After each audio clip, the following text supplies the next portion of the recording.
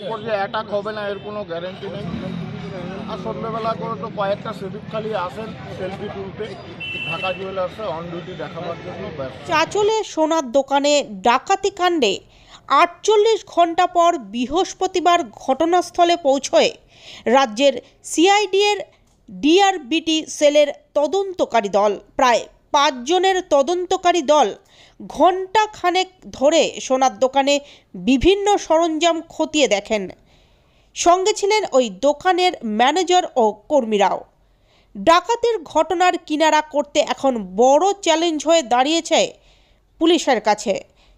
ঘটনার 48 ঘন্টা পেরিয়ে গেলেও এখনও অধরা দুষ্কৃতীরা। তাদের অনুসন্ধান চালাতে মাঠে নেমেছে পুলিশের বিশেষ টিম।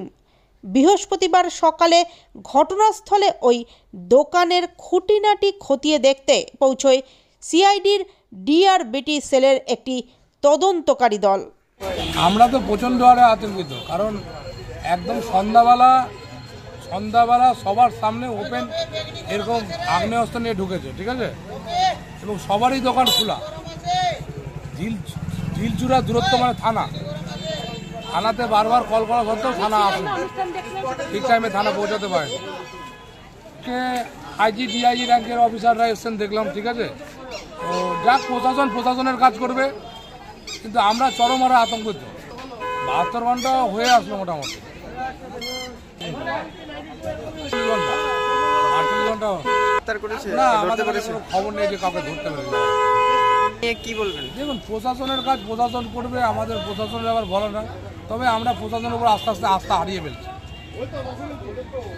এই আইসি তো আমার ঠিক মতো মানে মনে হচ্ছে না যে নিয়ে আইসি, ঠিক আছে। কেন মনে হচ্ছে? কেন জানি না, ওনার যে অ্যাক্টিভিটি ভালো লাগে না। এর আগে কি ডাকাতি একটা পুলিশে হয়েছে, বহুদিন আগে হয়েছে, ঠিক আছে, বহুদিন আগে হয়েছে। এর আগের যিনি ছিলেন আইসি, উনার আমলে কিন্তু উনি খুব তৎপর ছিলেন। উনি কিন্তু হতে অনেকবারই চেষ্টা করেছেন, উনি কিন্তু ধরে ফেলেছিলেন টাইম ওভার। আমরা চাইছি আমাদের একটু নিরাপত্তার দিক, একটু মার্কেটে যদি সাব ইন্সপেক্টররা যদি একটু পেট্রোলিং যায় সন্ধ্যাবেলা, তাতে খুব একটু সাহস বাড়বে লোকের। এই যা। আপনার নাম? রাজেশ তালুকদার। আপনি কি করেন? আমি একজন স্বর্ণ ব্যবসায়ী।